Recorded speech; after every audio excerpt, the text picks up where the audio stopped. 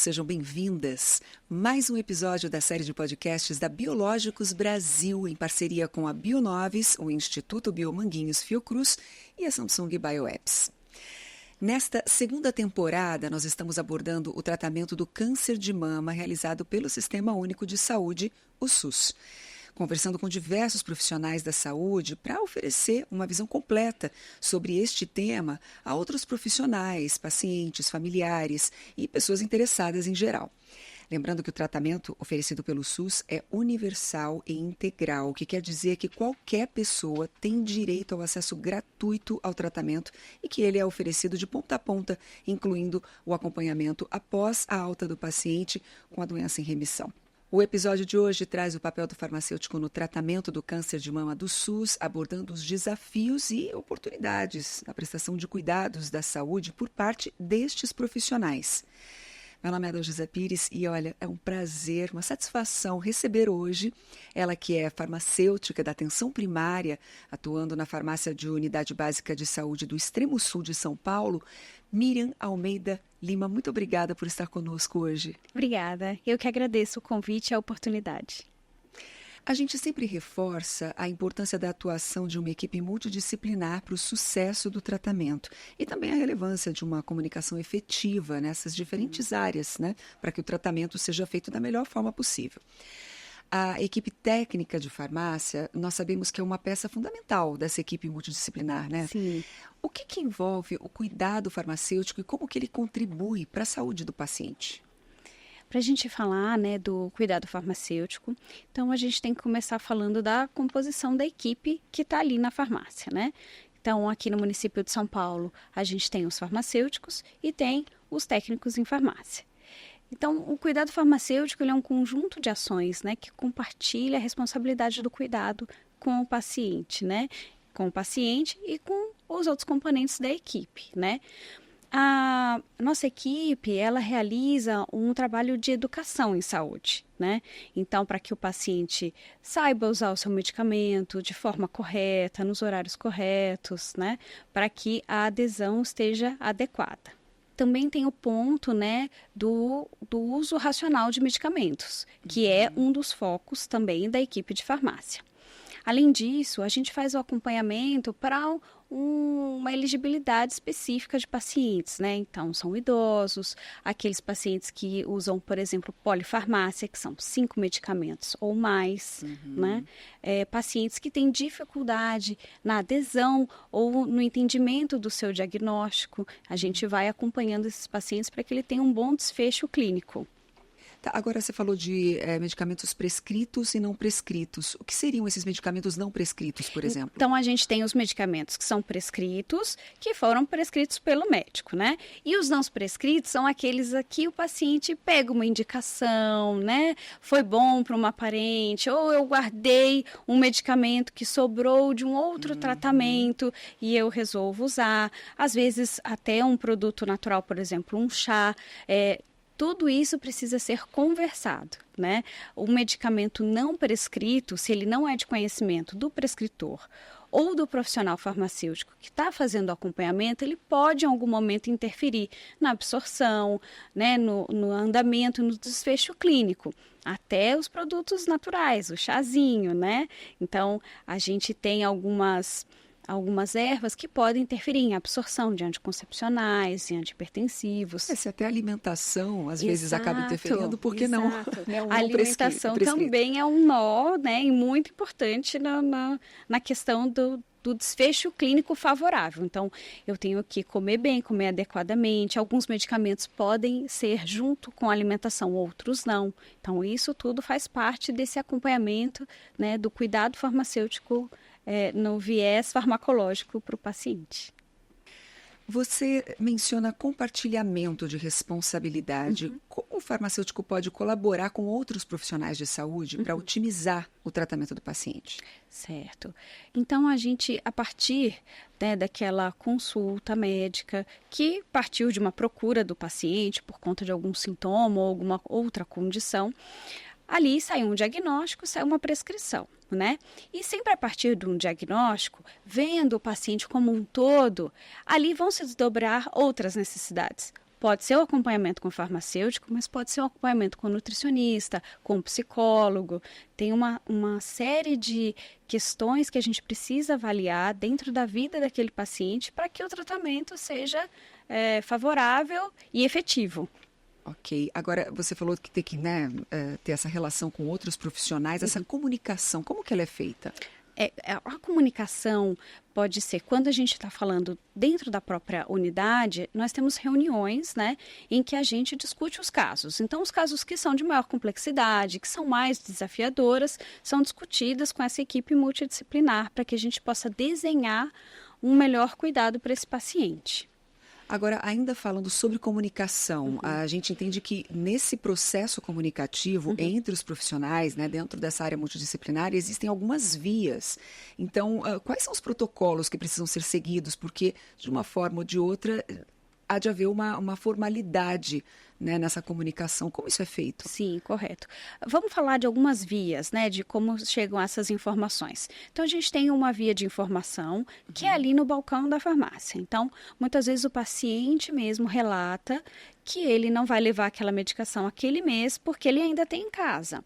Se nós fazemos uma dispensação que é mensal, se ele ainda tem em casa, ele não está usando corretamente. Então, ali já é um gancho de informação. A partir disso, o técnico em farmácia, ele anota, existe um formulário, né, próprio para isso, ele anota o nome do paciente, número do prontuário, uma forma, né, de como que eu vou localizá-lo e deixa para mim para eu poder entrar em contato.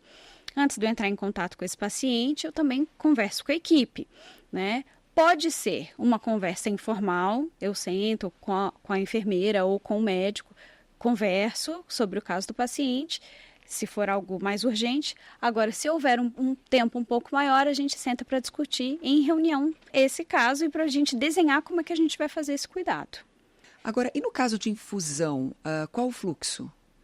Quando a gente recebe uma medicação que vai ser feita, né, via endovenosa com o paciente, obrigatoriamente vai passar pela avaliação do enfermeiro e pela avaliação do farmacêutico.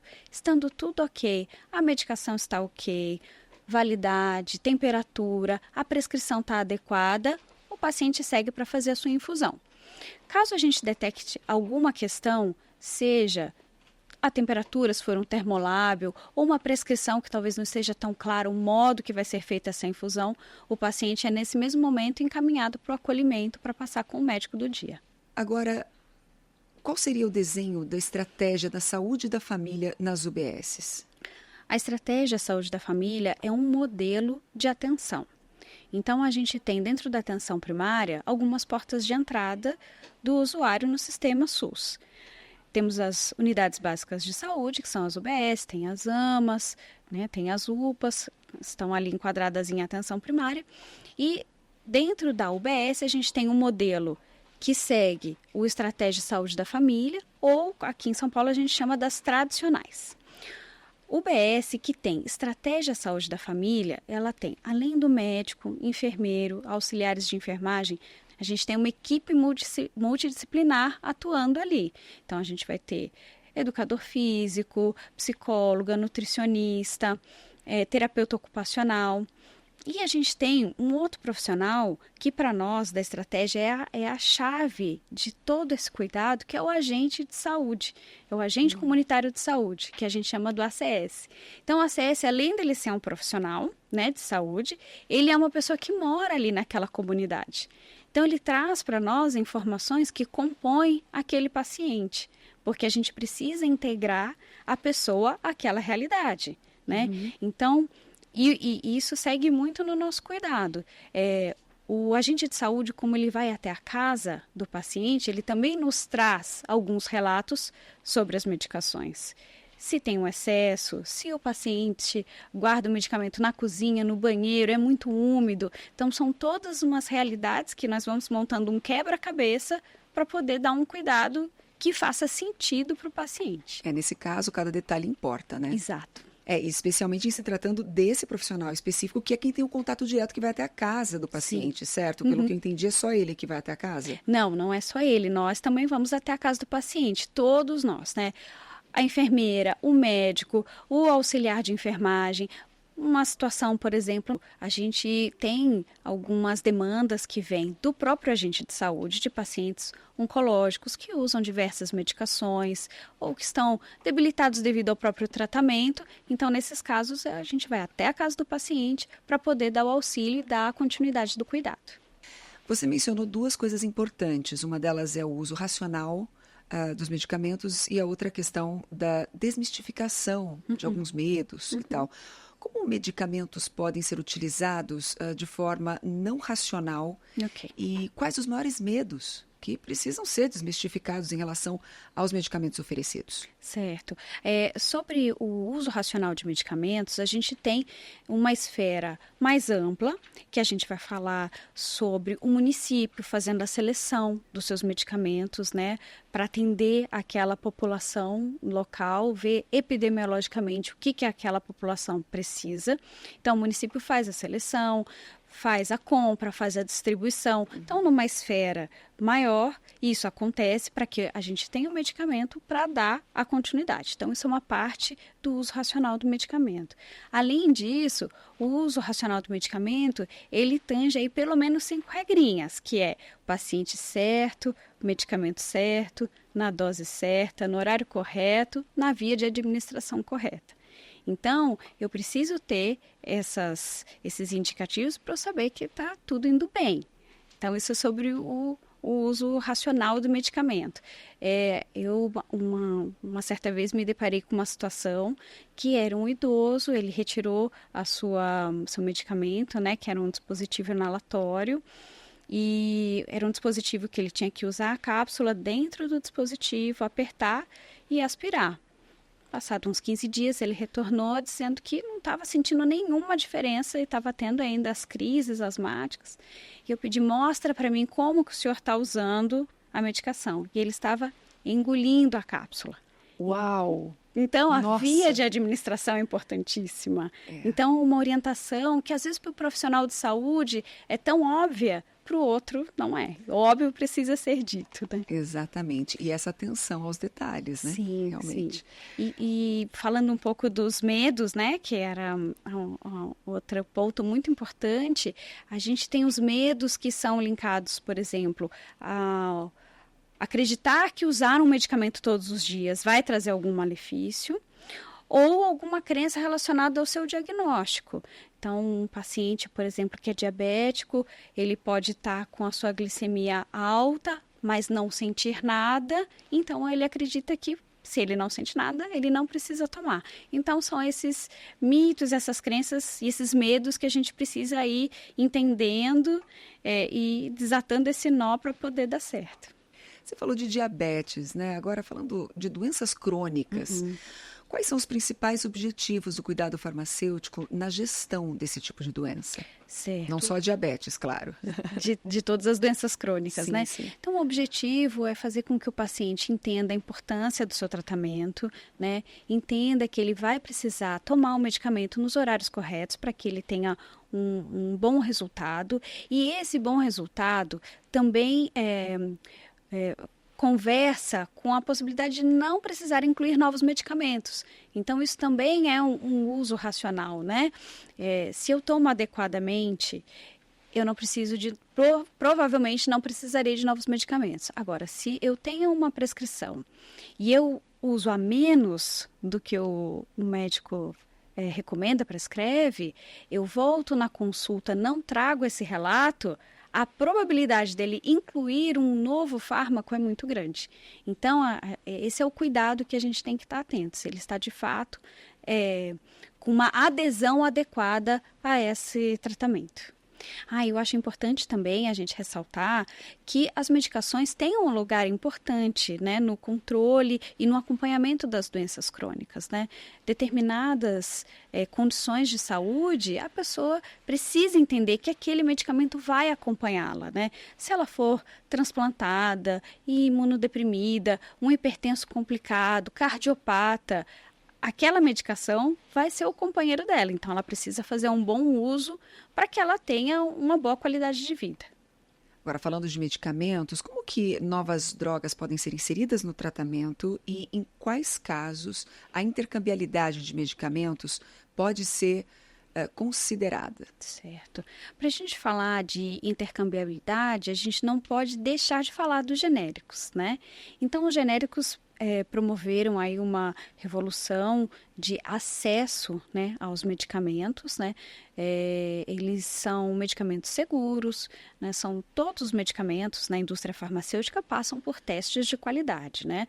Mas os genéricos, eles têm que comprovar que ele tem bioequivalência e biodisponibilidade e eficácia idêntica ao que nós chamamos de referência, que foi aquele, né, primeiro que colocou a droga no mercado.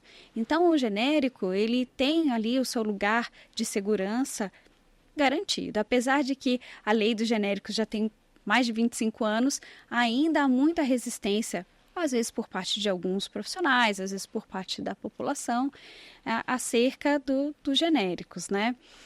E aí, pegando esse gancho do genérico, a gente tem aí os biosimilares, né?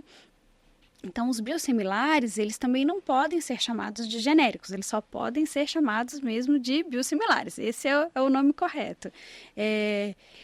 Vale ressaltar que os biosimilares são medicamentos com uma base altamente tecnológica, são extremamente seguros e eficazes e são ricos em qualidade. Muito bem. Agora, quais os efeitos colaterais podem ser considerados assim expressivos para uma mudança de medicação? Qual a importância de escutar a paciente durante o tratamento para esse monitoramento? Antes da gente pensar numa mudança farmacológica, a gente precisa ter certeza de que a pessoa fez uma adesão adequada. Então, ela usou corretamente, né? A partir dali, ela teve uma reação adversa ao medicamento. Então, a gente precisa pensar junto com o prescritor qual é a alternativa terapêutica que pode ser encontrada. Então, eu posso ter situações em que dificulta muito o dia a dia da pessoa. Existe uma classe de antipertensivo que é conhecida por dar tosse, né? Mesmo que ela faça o uso adequado, mesmo que ela use na dose correta, nos horários corretos, em alguns pacientes, ela dá tosse. Então, isso é um motivo relevante para que a gente sente de volta com o prescritor para conversar. Olha, doutor, vamos avaliar uma outra classe terapêutica para esse paciente. A gente está falando aqui, de repente, de uma situação em que um efeito colateral interfere e pode fazer com que aquele tratamento tome um outro caminho, certo? Agora, existe algum outro fator que pode gerar, de fato, uma mudança de medicamento? Ah, sim, a gente precisa avaliar o paciente como um todo, né? Então, circunstâncias, por exemplo, de que o local onde a pessoa trabalha, o local onde a pessoa mora, né? Se ela mora num território que é socialmente vulnerável, violento, isso tudo vai influenciar no comportamento daquela pessoa, na questão da saúde mental. Então, a gente pode ter um desdobramento, né, a partir de comportamento, né, de hábitos de vida e de ambiente mesmo social. Agora, você ministra um curso para pacientes oncológicos deixarem o tabagismo, né? Você pode falar um pouquinho sobre essa experiência? O tabagismo é assim a menina dos meus olhos, né? É um grupo, né, voltado para as pessoas que são tabagistas e que têm o desejo de parar de fumar, né? Muitos deles são já, né, diagnosticados, vêm já com essa procura depois de um diagnóstico, né? Mas esse curso, ele segue o Plano Nacional, né, de Combate ao Tabaco do Ministério da Saúde e a partir do interesse das pessoas, nós formamos um grupo e acompanhamos esses pacientes por 3 meses. Então, semanalmente, a gente os encontra para poder lidar com essa questão da dependência. Porque o tabagista, ele é um ser biopsicossocial, né? E essa dependência, ela vai muito além da questão química, né? Então, não é só o fato da nicotina, né? As ligações neuronais relacionadas à nicotina.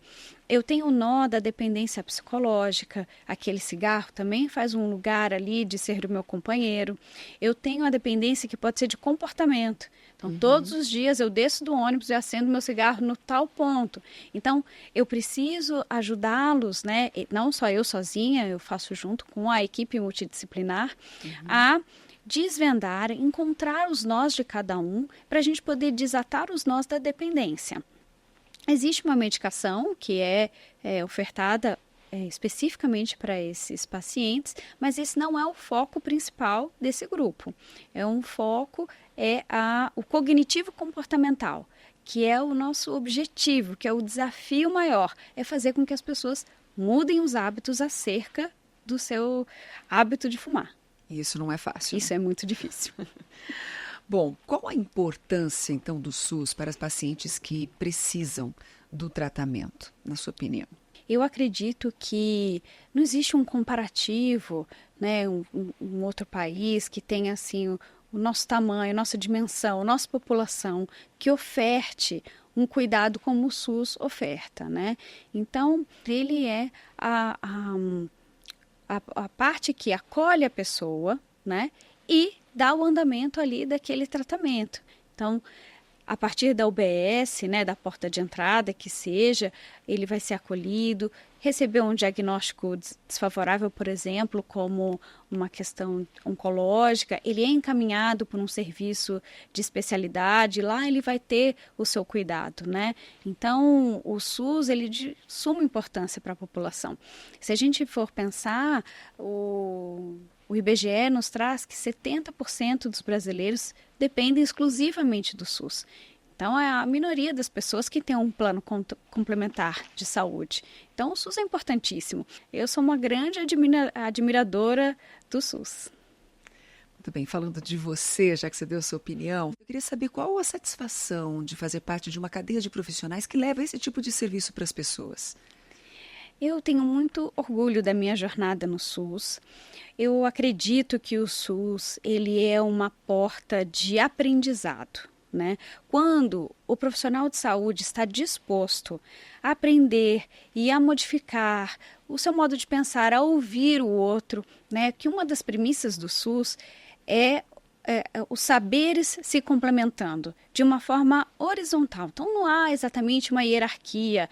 A opinião da farmacêutica vale mais que a opinião da enfermeira. Então, a gente junta os nossos saberes, né? E a gente compartilha o que a gente sabe, porque compartilhando as coisas dão muito mais certo. Então, isso é uma riqueza que o sistema traz. E pessoalmente, eu posso dizer que trouxe muito isso para a minha vida, trouxe muito esse olhar empático para o outro, né? Para você entender o outro, entender o sofrimento do outro, que os sofrimentos são diferentes. Então, eu acho que enriqueceu muito a minha vida ser uma profissional do SUS. Pois é, e observar o outro, aprender com o outro e aprender sobre si mesmo através do outro, Sim. né? Aliás, só para a gente fechar, como que você cuida da sua saúde? Você que é uma profissional da saúde, como você se mantém aí saudável, não só fisicamente, mas mentalmente? Porque por mais que você tenha essa visão tão positiva, a gente sabe que não é fácil, né? Tem várias dificuldades no dia a dia da profissão, obstáculos, né, que vocês precisam enfrentar. Como que você acaba lidando com isso? Sim, é verdade. Tudo que você trouxe é muito verdadeiro. A gente sabe que todas as profissões trazem muitos desafios.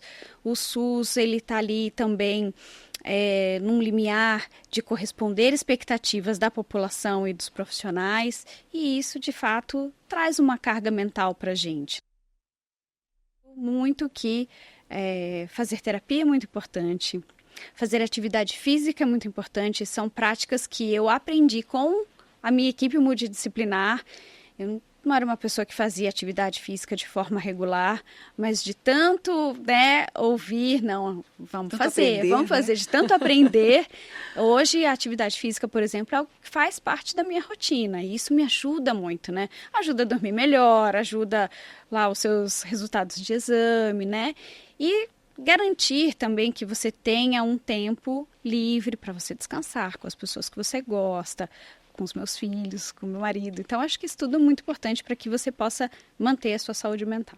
De fato, não só para você, mas para qualquer profissional de saúde que neste momento nos acompanha aqui nesse nosso podcast. Olha, que prazer ter você aqui com a gente, Miriam. Muito obrigada por estar conosco hoje. Obrigada. Eu que agradeço a oportunidade de estar aqui e de poder falar um pouquinho do trabalho do farmacêutico. E muito obrigada também aos parceiros Biológicos Brasil neste projeto, a Bionovis, o Instituto Biomanguinhos Fiocruz e a Samsung Bioapps. E claro, obrigada a você. Nossos sinceros agradecimentos por ter acompanhado mais um episódio do podcast Biológicos Brasil. Aliás, se você ainda não viu os outros episódios desta ou da primeira temporada, confira no portal da Biológicos Brasil na internet, no YouTube ou nas principais plataformas de áudio. Nós esperamos você no próximo episódio. Até lá!